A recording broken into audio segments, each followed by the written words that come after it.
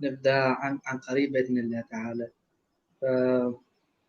We will go يعني all English on it إن شاء الله تعالى. So Inshallah. I'll follow so your lead. السلام عليكم. نعم إن شاء الله. السلام عليكم ورحمة الله وبركاته. Welcome to our third webinar organized by Knowledge Oman. So it is a third of our organized webinars that Knowledge Oman has been organizing in series. Of course, it is what Knowledge Oman is all about. Is about sharing knowledge and trying to bring bright minds like our guest today, Dr. Wail Harrasi. This is your host for this evening, inshallah, Mahmood al Wahibi, representing Knowledge Oman. So let me start with a very, brief and humble introduction of our bright guest, Dr. Wail al-Harrasi. Dr. Wail al-Harrasi, he is an entrepreneur, a public speaker, and a technologist who has been in the field for quite some time. I believe that he has started his career in oil and gas, namely BDO, focusing on the area of technology. He has earned his PhD from University of Newcastle, and then he is also the founder of one of the leading consulting companies in the field of technology transformation, uh, which called WABAS. So let's all welcome our guest for this evening, Dr. Wail Harasi. So welcome, Dr. Wail Harasi. And I know that I did not give you enough justice with my very brief introduction. Assalamu alaikum wa rahmatullahi wa barakatuh, Mahmood, and assalamu alaikum to everyone watching today. Thank you very much for that beautiful introduction. You've done great job, and I'm honored to be here with you, part of Knowledge Oman, and sharing knowledge with others. Asking Allah subhanahu wa ta'ala that He grant us rewards for all of this work that we do and have His mercy upon us. Inshallah ta'ala, inshallah ta'ala. So let's, kick this webinar, by starting with our subject this evening, inshallah. It will be about the impact of technology, that may have on the society and even the professional world, when we talk about industries. So before we start, delving into that subject, let's start, with the actually the receiving element, which is human. So let's start, by asking our guest tonight is that uh, how do we understand human, as a receiver of technology? It's a very important question. When we talk about the impact of technology today, then the impact we're talking about is the impact on humans. That is the most important impact. Then comes the impact on the environment. And before we talk about the impact of technology, we need to understand the human side of things, and why is it important to introduce this before we talk about technology. We have been given a great honor and responsibility as humans to look after this earth and to build it, to develop it in a way that keeps the balance on earth and maintains goodness. Anything that would cause any imbalance, then that is undesirable. And this is part and parcel of our belief system as Muslims. And this is, I believe, also is a human responsibility altogether. Agreed. So when we talk about the impact of technology on humans, we need to understand who we are. And when we talked about balance, we talk about balance in the environment, we talk about balance on earth, and we need to talk about balance amongst ourselves. Every single human being is made out of three main elements. It's the body, mind, and soul. Yes. These three parts have to work in harmony. All these parts need to be engaged, need to be nurtured, and need to be integrated at the same time. In whatever we do, in everything that we do, be it in a social life, in a professional life, all these three elements need to be engaged at different levels depending on the situation.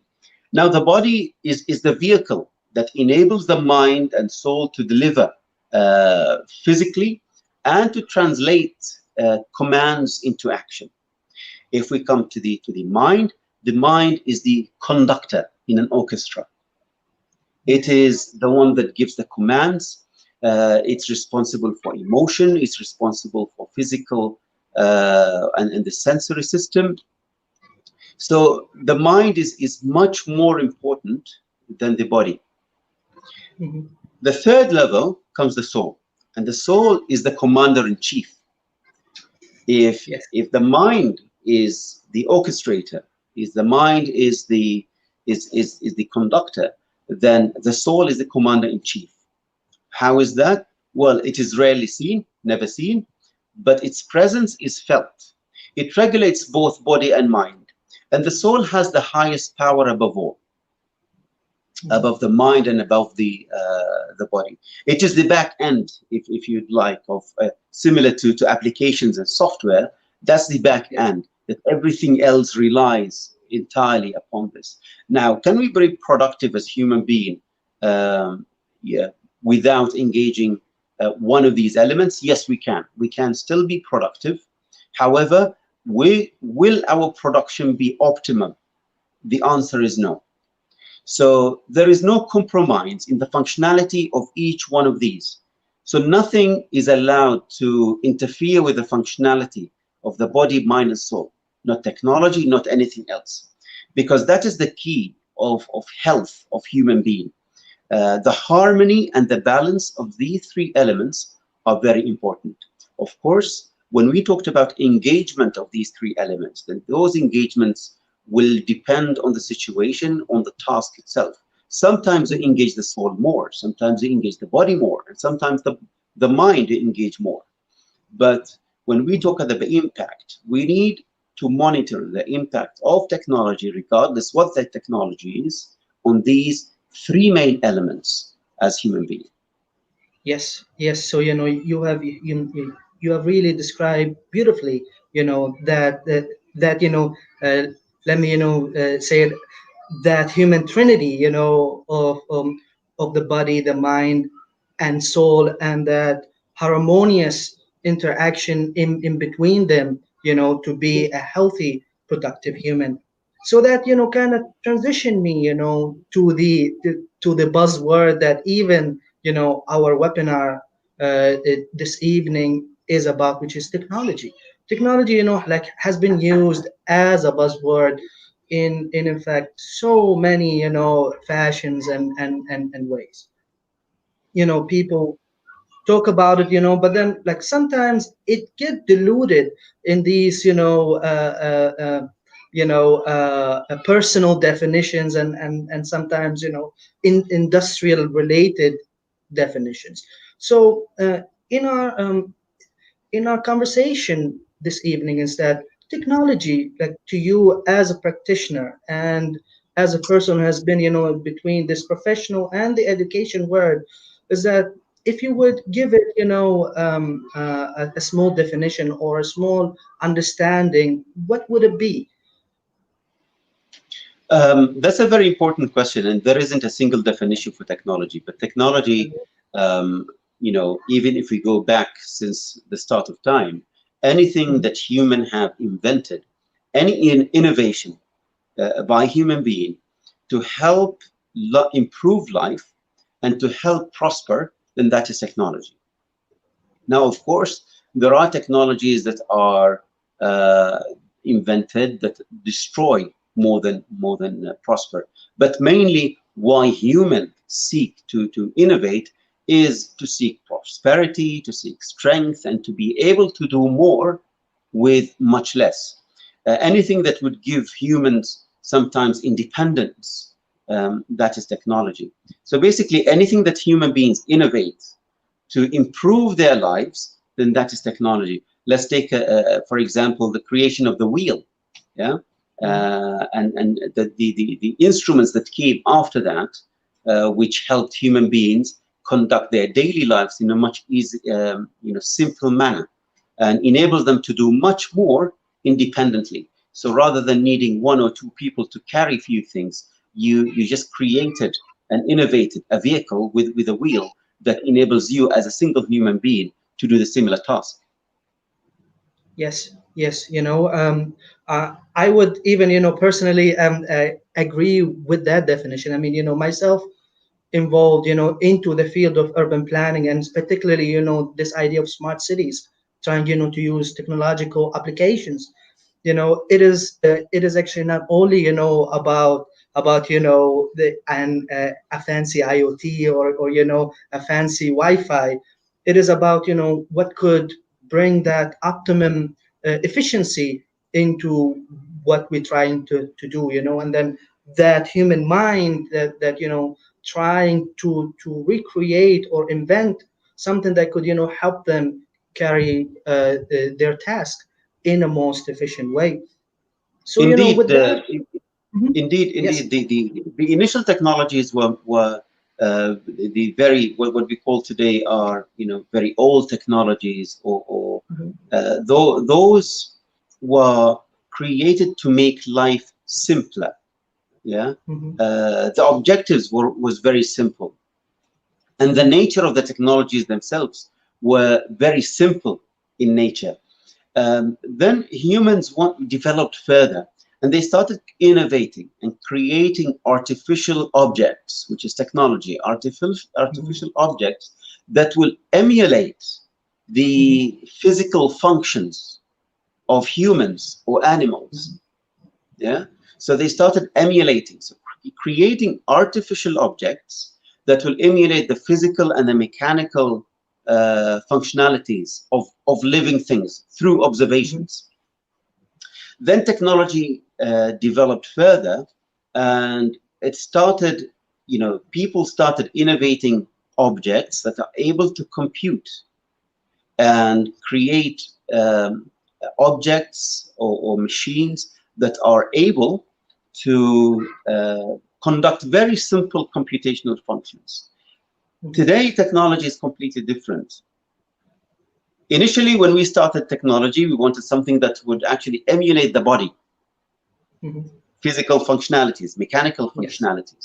Today, Mechanical technology in a sense. is, yes, and today technology is trying to emulate very deep cognitive abilities of the human being.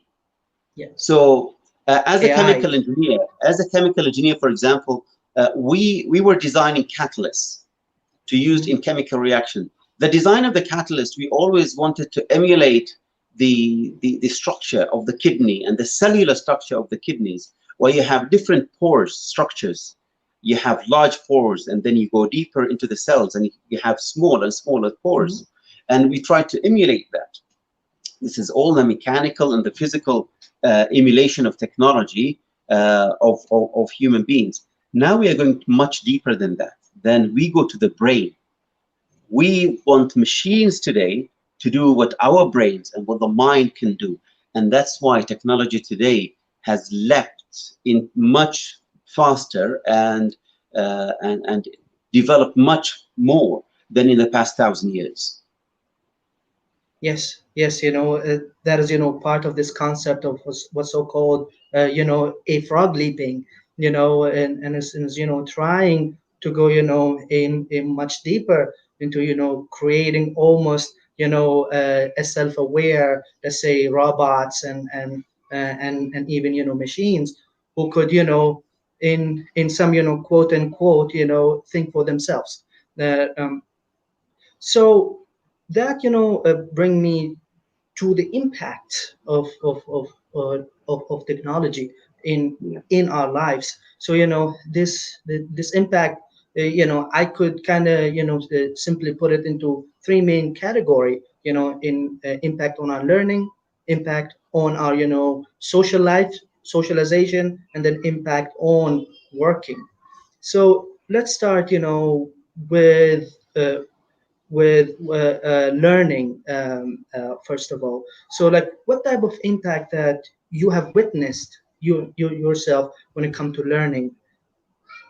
When we talk about impact, we need to understand the human technology interaction first of all. Hmm. The human technology interaction is very important. Yes, Um, there was a certain line where the human function starts and ends, and where the technology function starts and ends. true. But today, there is ambiguity of where technology starts and where technology ends. Hmm. There are more human functions that are taken by technology and they're conducted by technologies. And that is something that we need to be aware of. We need to monitor the impact from this perspective. How much of the functionalities of humans we would like machines to take over, and how much of those functionalities we need to keep to ourselves and put a limit for where technology will end. When we talk about education and the impact on the education, there are a lot of pros and cons. Hmm. We are at a time of disaster and a pandemic where COVID-19 has, for example, led us to rethink the education system, how we educate ourselves, how we conduct our normal learning processes, how would schools function, how would teachers, what would the teacher's role be, and Hmm. distance learning and virtual learning, virtual meeting was not possible many years ago, but it is possible today due to the availability of technology. Technology impact on learning is massive. And I've always been an advocate for use of technology and the capitalization of technology in education. Yeah, imagine before having books, how was learning? And Hmm. learning with books is much easier than learning without books. Uh, Learning with computers is easier than learning with a single book, or having 10 books in a bag is much more, there is a lot of burden on an individual to take 10 books rather than taking 1,000, 100,000 books in a single tablet. Agree. So the use of technology makes education much easier. It provides enhanced learning experiences. If we talk about virtual reality, augmented reality, visualization is a major thing, and technology makes it much easier for people to learn. It enables mobile learning. I don't have to be in a particular physical location to be able to receive education. I could be at home and still receive education. Um, Engages more senses. Now, the more senses we involve in the learning process, the faster we learn. So if I Hmm. engage listening only rather than actually seeing, I would actually learn. But if I listen and I see and I engage two sensory systems, then I learn more. If I engage in a conversation, my learning process and learning experience is enhanced further. Now, what technology does, it enables you to immerse yourself in an environment where you can see, you can listen, you can engage, and even involves your sensories through vibration, etc., through virtual reality and augmented reality. And to me, this will enable us to enhance the learning experience at schools, for example. So material, I believe that material that we teach 7 or 8 graders today, with those technologies, we could actually teach them to third or fourth graders. And by the time those third and fourth graders are at grade 12 or just before university, they've already completed and absorbed much more knowledge and gained much more experience than a university graduate today. MashaAllah. MashaAllah. You know, we have actually a question from one of our audience, Abdullah Al-Hassani.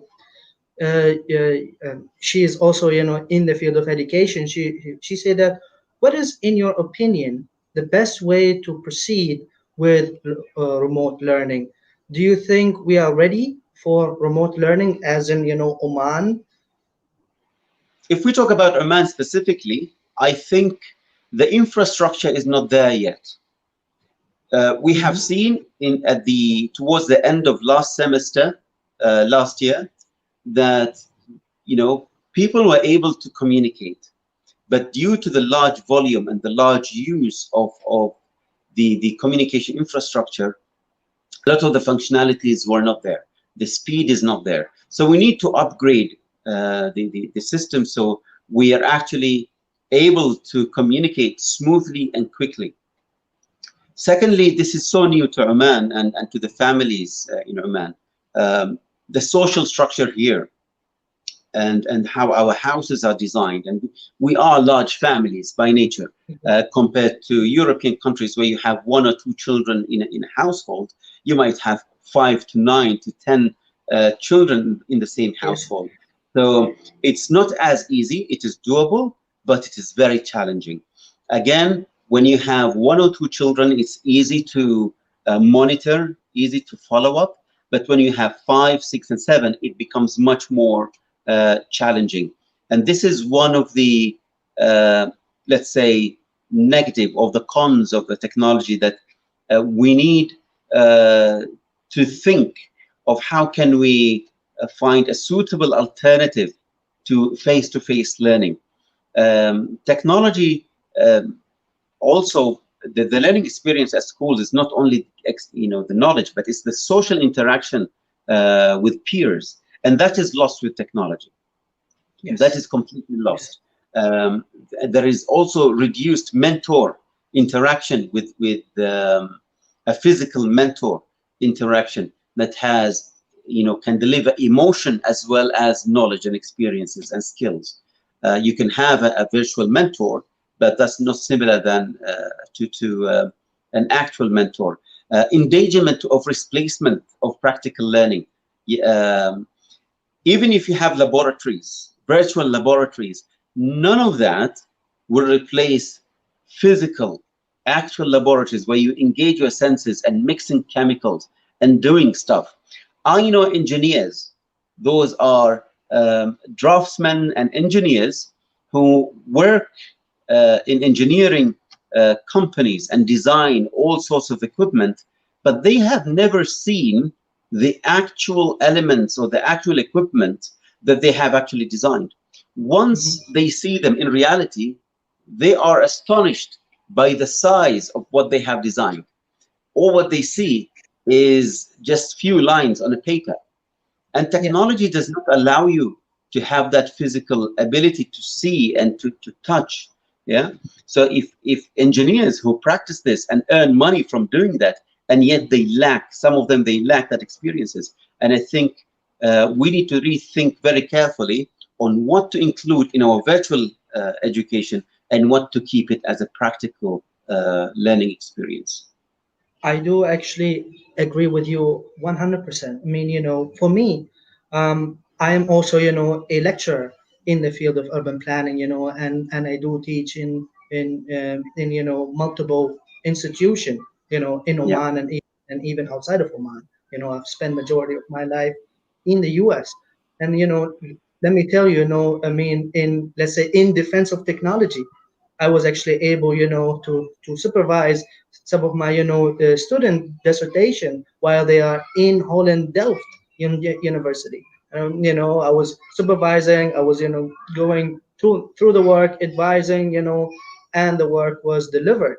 During the this pandemic, I was, still carrying on teaching my courses here to my student at the geotech and even outside back at University of Illinois in the US. So that actually give me that great accessibility through me being here at home here in Oman and having that access to east and west which is amazing.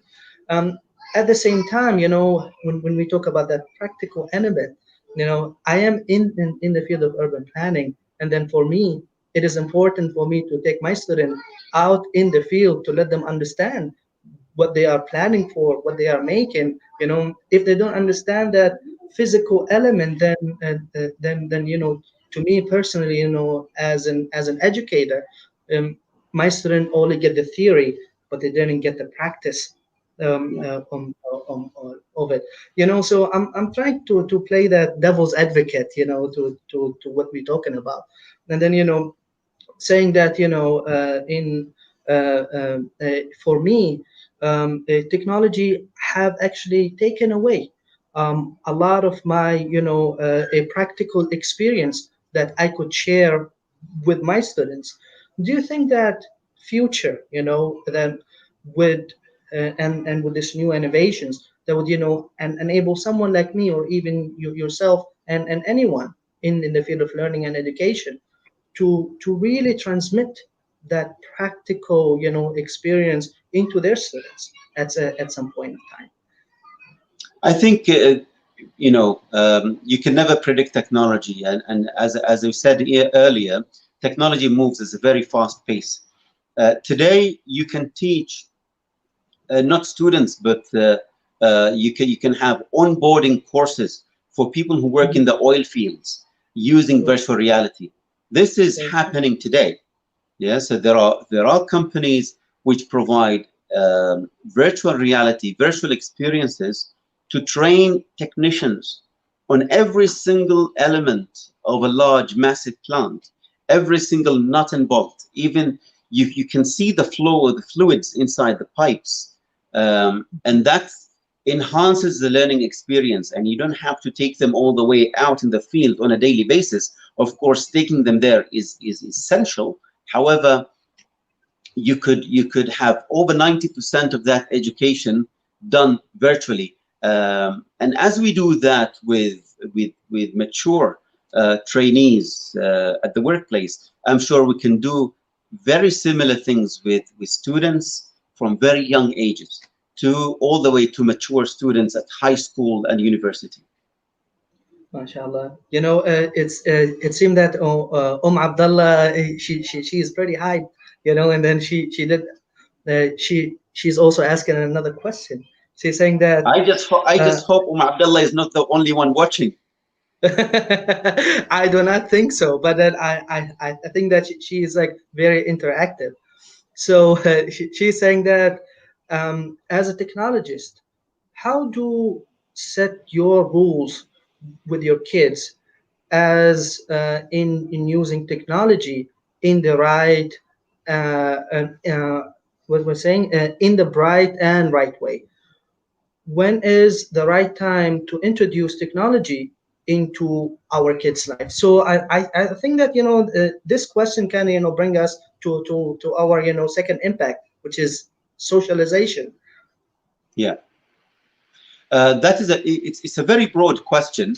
And when we It say is. when do we introduce technologies, actually we introduce technology from day one uh, to, uh, to babies. I know it might not be healthy, but the dummy that we created and we give them to stop them crying, that's a piece of technology. But I think we are talking here very specifically about digital technologies and the impact of digital technology on children. And how do we introduce it? Um, Personally, I would not introduce digital technology to children under the age of 7. They don't need Mhm. that. What they need at that time is emotional intelligence more than anything else. They will pick up the use of a mobile phone and a tablet much faster than we can do Agree. within no time. So there is no rush in teaching them or giving them those equipment and those digital tablets or phones before the age of 7, because there is much more, in my opinion, that we need to teach them at that. After the age of 7, then you can introduce very slowly some of those technologies, and be very careful when we introduce technologies for them. Then what is our intention? Is it for social interaction? Is it for learning? If it is for learning, what exactly? So for example, I bought a little tablet for my children, and I told them, this is only for you to help you memorize the Quran. So we started that this is for you to learn how to memorize Quran, and for you to watch YouTube if you would like to build anything and learn how to build it, because Mhm. that is an interest with them. So we have an agreement on how to use all of that. And I have, rather than monitor them behind their backs, I gave them enough trust to install together software that would actually calculate how much time they spend in each application. And we monitor that together. It is very important as well when we introduce technology, is to tell them that there is no difference between technology, how you'd behave in front of a screen and how you'd behave in front of your grandmother. So whatever you would be able to say comfortably in front of your parents, in front of your grandparents, then you are free to say it to anyone in front of the screen. Anything that you're not comfortable saying it in front of those groups of people, then don't even dare say it to anyone in front of the screen. And that is the ethical limits. You teach them the ethical limits of what is doable and what is not. Because digital technologies enable introverts to be extremely extroverts in front of a screen. Introverts who are normally very shy, they don't say much. They would rather take a beating than say anything. But not all of them, of course. But that's an extreme description. But in front of a screen, you'd see them having accounts on Twitter, on social media, not exposing their names. And they are extremely extrovert, sometimes extremely abusive. Why? Because they are at the comfort of being behind the screen, and no one actually sees them at the moment of typing or the moment of saying something, and they think they are safe. Yes, so it is that, psychological barrier that a protect their introvert nature, while they are actually being behind the screen, Sure. those open extroverts all over, which is kind of interesting. So here we have also another question which also touched on this, from our friend Malik al-Maliki. He said that where we are heading with teenagers using social media and technologies more than 8 hours a day, they missed that they are a product instead of consumers. I agree, but that is not the responsibility of the teenagers to monitor how many hours they spend. It was the responsibility, a joint responsibility of the teenagers or the children, because they must have started much earlier than that, I assume. So it was a joint responsibility of the children and parents to set the limits from day one.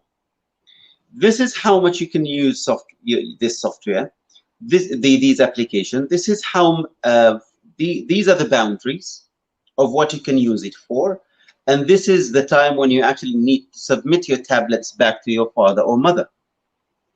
You're not allowed to go and sleep and have it in your bedroom. The laptops and desktops are in public areas at the house. As soon as you give them mobile tablets that they can disappear, they will disappear. And it is not the initial responsibility of the teenagers to monitor that, because they're fighting desires and they're not very good at fighting desires. But it is our job as parents to work with them initially from the beginning, because once they fall into addiction, and 8 hours is definitely an addiction.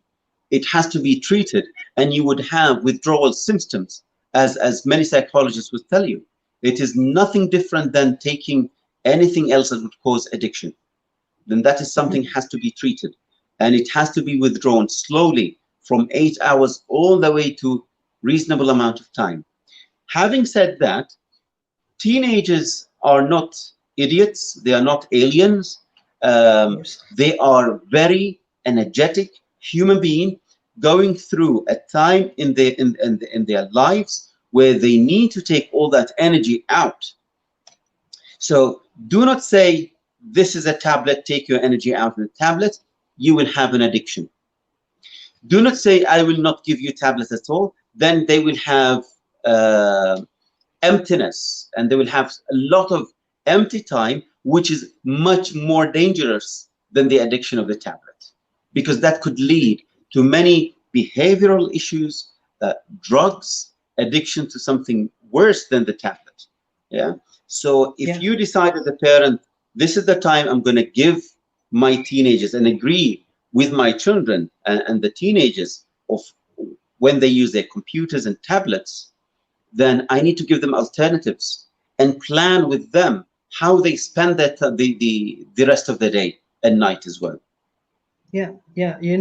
I think that you have really circled around a very important point, is that it is about building a trust Yeah.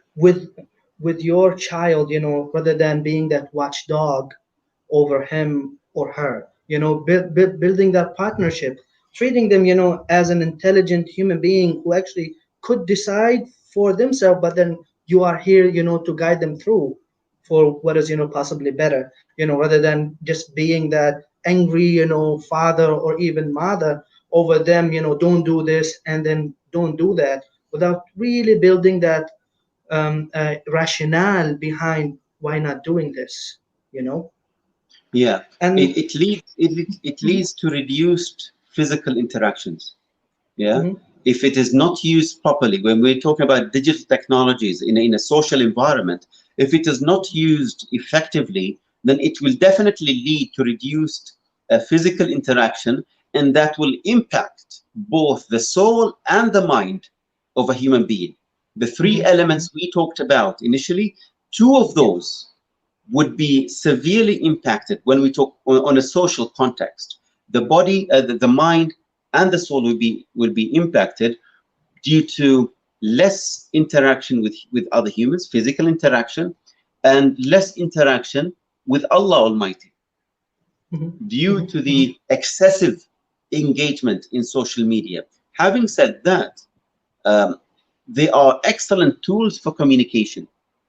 We have seen during the pandemic how much distances, have been reduced, uh, Agree.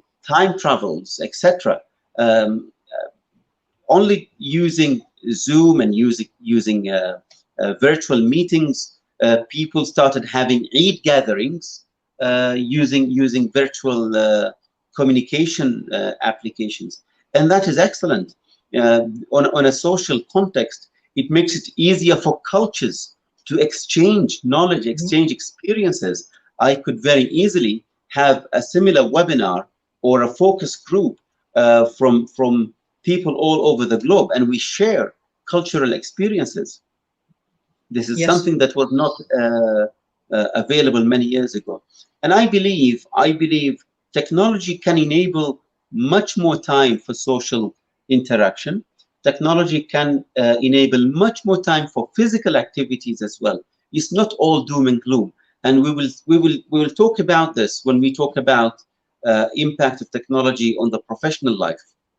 Yes. What I think some of the cons of using digital technology on social lifestyle is the conservative values at a greater risk Mhm. due to the openness of the world today.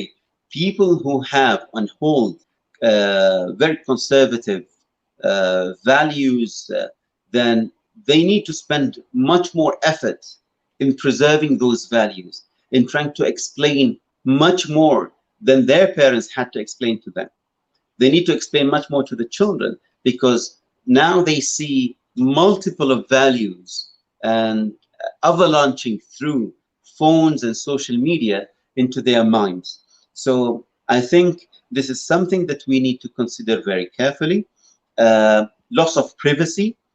People need to understand, especially teenagers and children, need to understand the value of privacy and what privacy means, and how technology today does not come free. When something is giving you something for free, then we need to understand that we are the commodity being sold. And this is why Mhm. I try and teach my children that do not become the commodity that people sell you every time. Every time you use, every time you type, you as a human being being sold times and times again. Mhm. Yeah. So Mhm. privacy is something very important, and we need to think about how to protect privacy uh, when we use digital technologies. Yeah, I think there's very important subject, and then you also hinted and touched already on our a question that being asked right now about using technology as a tool to discipline your ourselves first of all, and even our kids, and there's comes with that responsible use of technology. So it transitioning into the impact on the professional lives of people, and then the way that we work using technology. So what's your take on that?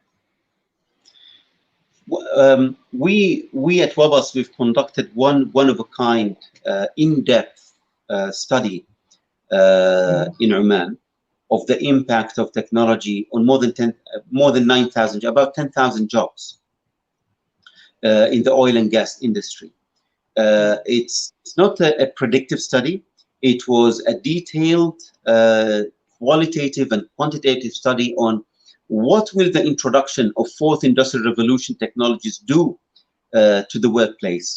Now, what we need to understand is that if we read international reports or reports done by international consultants or organizations, we need to be very careful when we try and uh, try and implement those recommendations in our environment. We need to take the numbers, accept them, yes, question them, yes, but those numbers not necessarily are reflected in our environment. When I look at the impact of technology as a consultant, I looked at various things. I looked at specific industries. So when you ask me about what will the impact of technology be at the workplace, I can give you very generic answers that might be applicable to everywhere. But the detailed answer would have to be dependent on the sector. Which sector are we talking about? Is it tourism? Is it oil and gas? Is it energy? Is it communication? Yeah, is it hospitality? Which sector exactly? Because the applications of technology in each sector differs significantly, and the impact would differ as well. We need to understand when we talk about impact of technology at the workplace, are we talking government, public sector? Are we talking about private sector?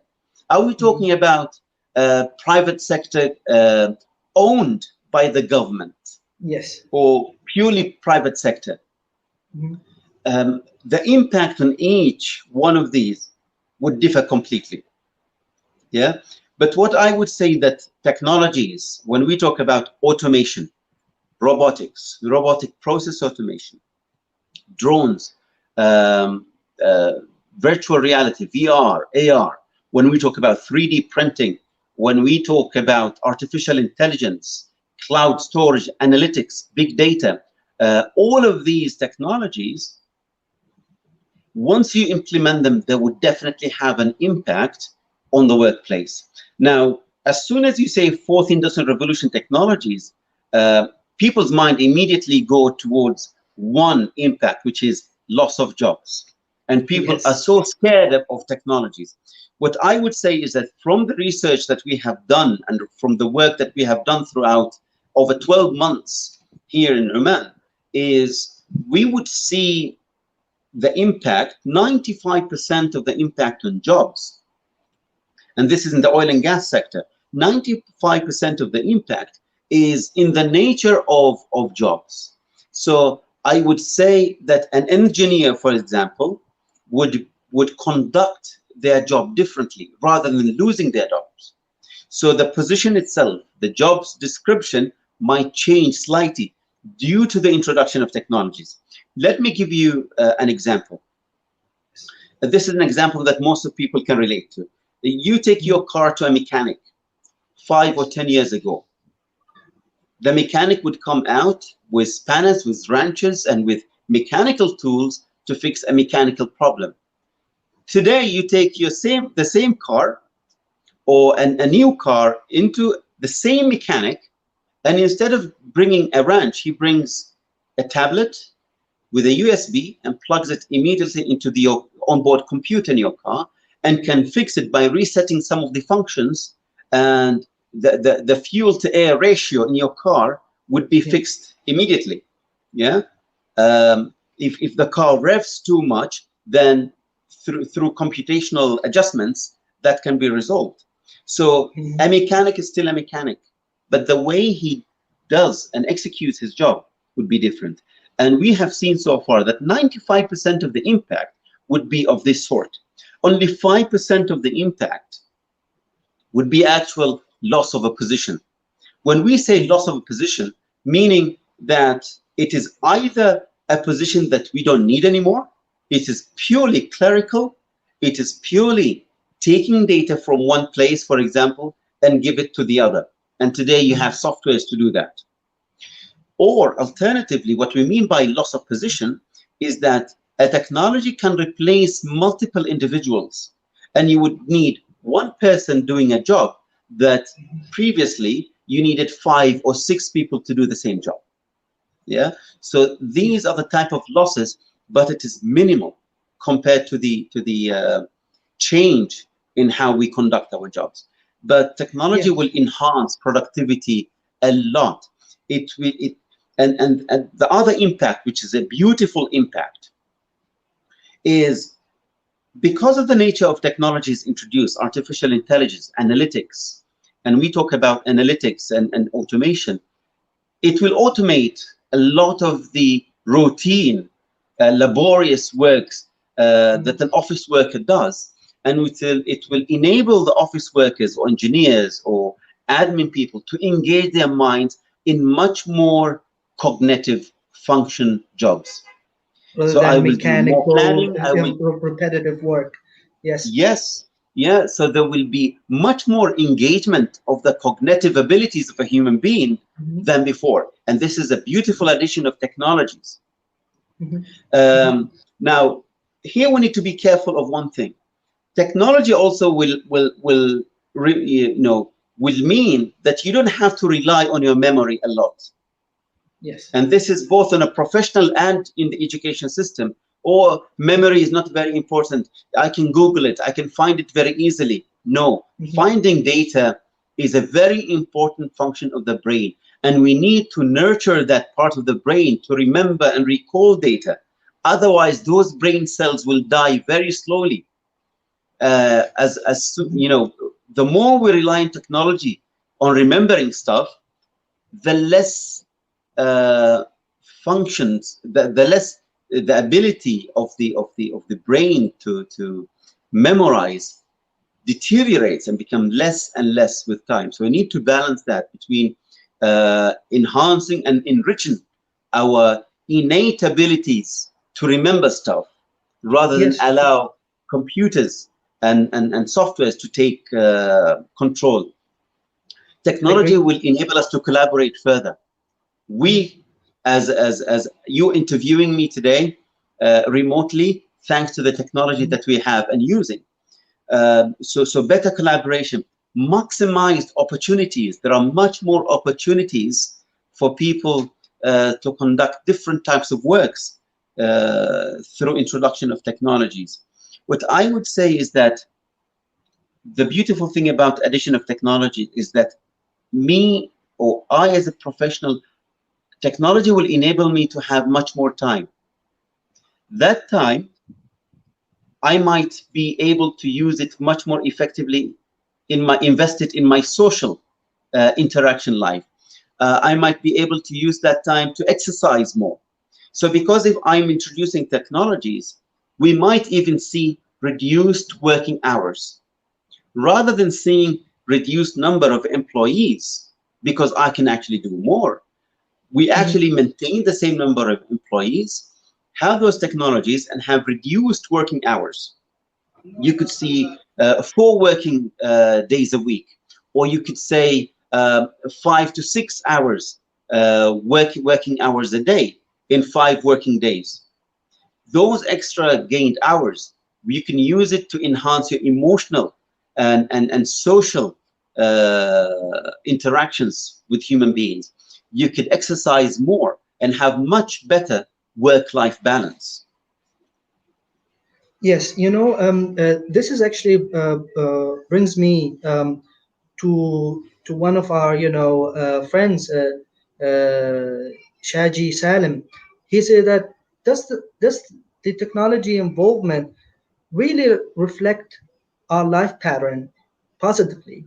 For example, the recent trend like work from home, as a result of the pandemic concept and all ideal for a longer run.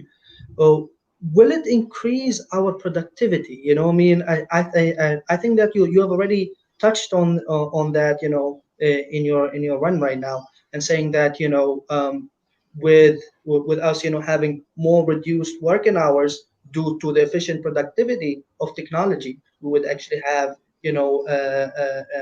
really more time to spend and even to invest in ourselves. I think there Mhm. is a flip side. There is a flip side of using technology and working from home. We Yes. are still in a journey. We are still in a journey. The Mhm. potential for enhanced productivity, for efficiency is there. Just eliminating 2 hours driving of commute. Yeah, Mhm. minimum of 2 hours of commute. That is enhanced productivity and efficiency, and that is time that you spend, quality time you spend with yourself and family. Yeah, Agree. Agree. but there is a flip side. Because of the enhanced accessibility to people through technology and Mhm. the ease of conducting Skype meetings, etc., people today are complaining of excessive meetings, Yes. that there are I do more and complain more about it meetings. too, honestly. Uh-huh. Oh, there you go. So that's why I'm Mhm. saying we are still in a journey. We need to fine tune. We need to train individuals. We need to train corporate companies and everyone who is using technology of how to use it properly. How can you really optimize and coach your employees on how to use technology properly?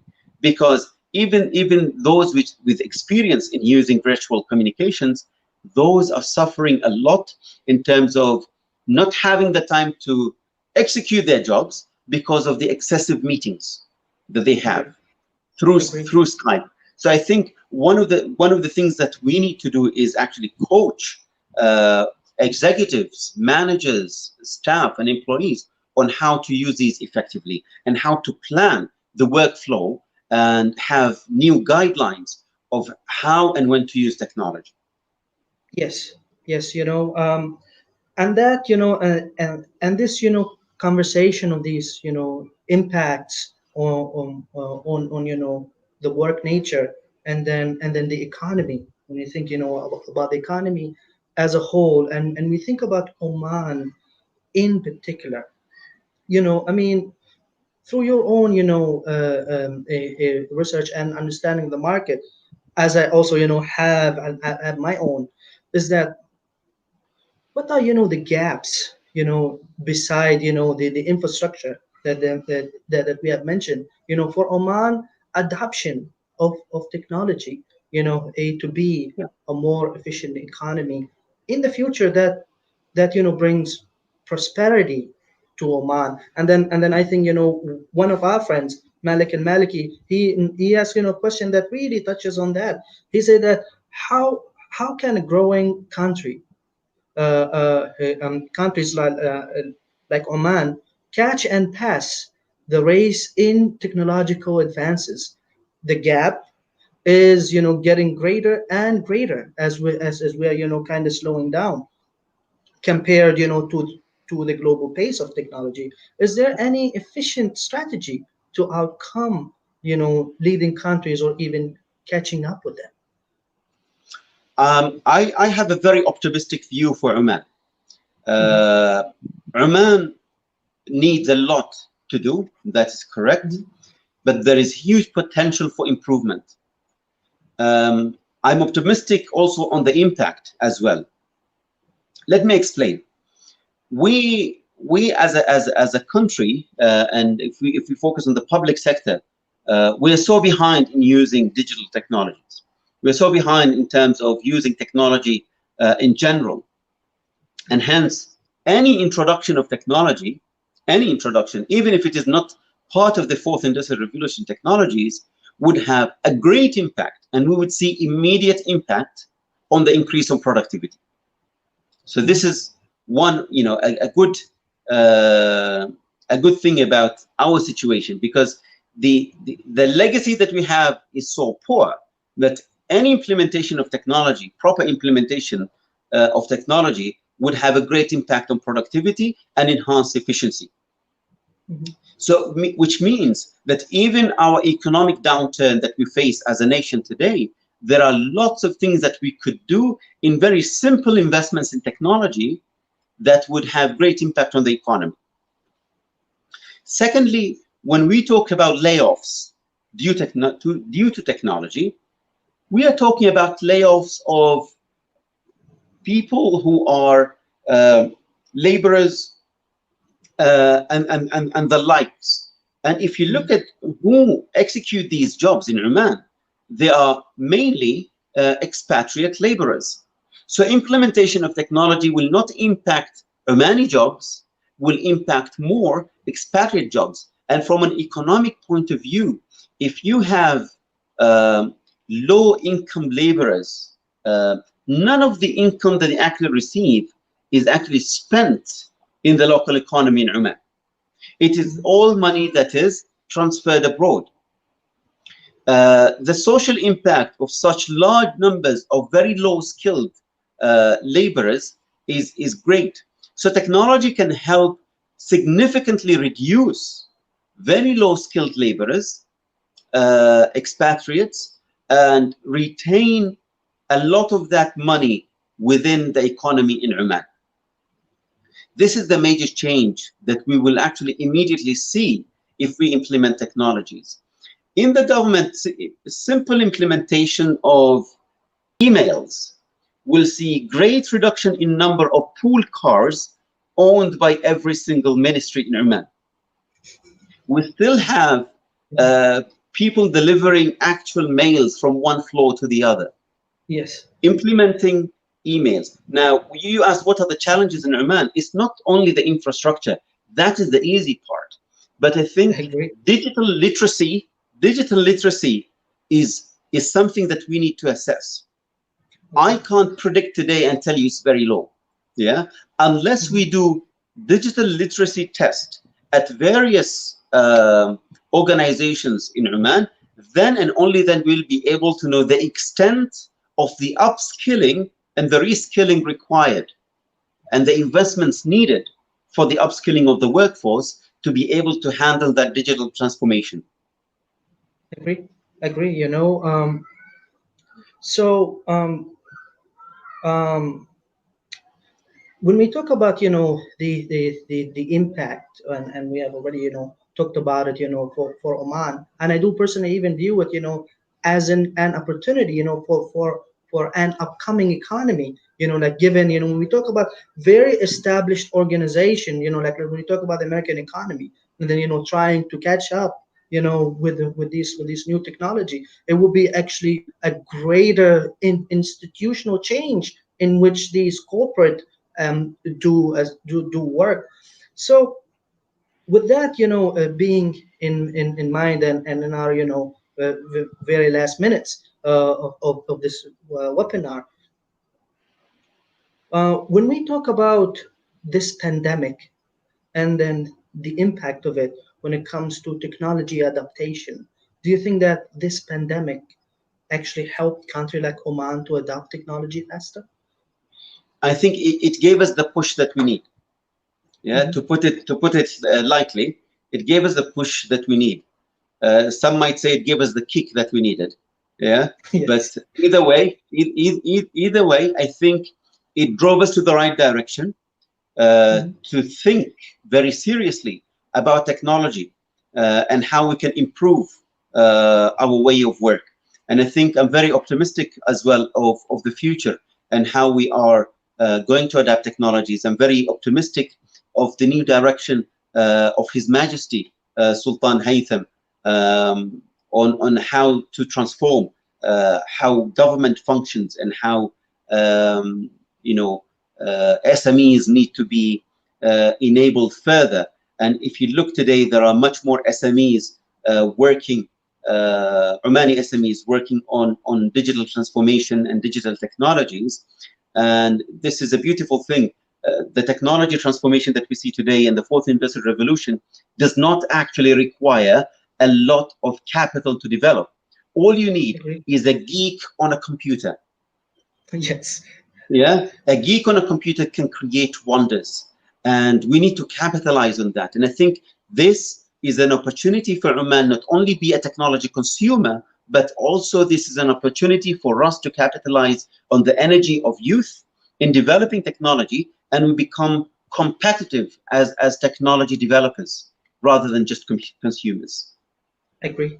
Agree. I think that every country and every economy has its own uniqueness in a sense that innovation should be tailored for that specific need of that economy to grow. So not only being consumer to these parachuted technologies from outside, it is tailoring that these technological inventions for your own need to actually move forward.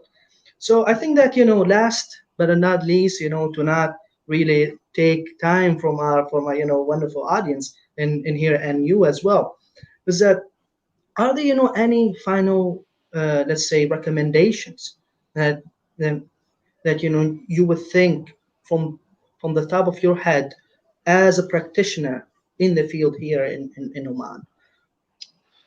Thank you for that. I have four main points and recommendations. Number one, prioritize human prosperity over anything else. Mhm. Prioritize human prosperity rather than technology implementation. Yeah. If technology will work for human prosperity, yes. If technology will be against human prosperity, then no. And part of human prosperity is environment. We are not talking about as individual humans, but humans living in a healthy environment. So that is number one, prioritize human prosperity. Number two, if you want to live without worrying about technology, then actively be part of it. Be part of its development. And that's how you will actually stop worrying, because you will develop something that would suit you as a human, would suit you as a nation, and would suit your value structure and your set of values. So be part of the development of technologies, not only a consumer. Number three, give technology an identity. Today, for many parents, technology is villainized. So the identity of technology is a villain, is a beast. I think give technology a beautiful identity and deal with it the same way you would deal with the identity you've given. If it is a beautiful identity, then your relationship with that technology would if it's a beautiful identity, the relationship would be a beautiful relationship. If it's a Exactly. villainized identity, then your relationship with that would be a relationship with a villain. Yeah. It So is be like a careful in bad the marriage, identity you give. it Sorry. is like a bad marriage. Well, there you go. And finally, be sharp. Be sharp when you use technology. Do not be naive. Naive people will always lose. Technology is not innocent anymore. Technology is not provided plain. It is always packaged with agendas.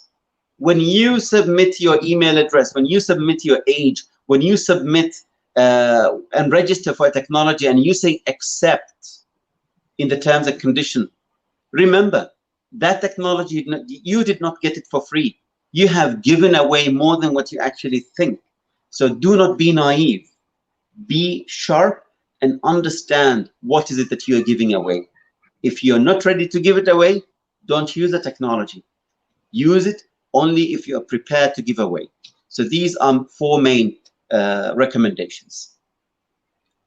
Well, thank you so much, Dr. Wail. I think that time have really flew. And it was really nice and engaging conversation for me personally, and I hope it is also for you as well, and for our audience. With that, I would like thank you so much for this, and may Allah inshallah bless you to do more for this country, and then to continue innovate, promote innovation, and inshallah help this country to move forward with our new leadership and the new vision for this country, led by His Majesty Sultan Haytham. Of Thank you course, very much for having me. And I'm honored again to be part of Knowledge Oman. So thank you, and thanks to all our listeners and those who are watching as well. the pleasure is all us. So with that, I would like to say Assalamu alaikum wa rahmatullahi wa barakatuh to everyone. And then stay tuned for our next webinars with Knowledge Oman, inshallah. Wa alaikum Take salam care. wa rahmatullahi wa barakatuh. Yep. Ma salam. Mas.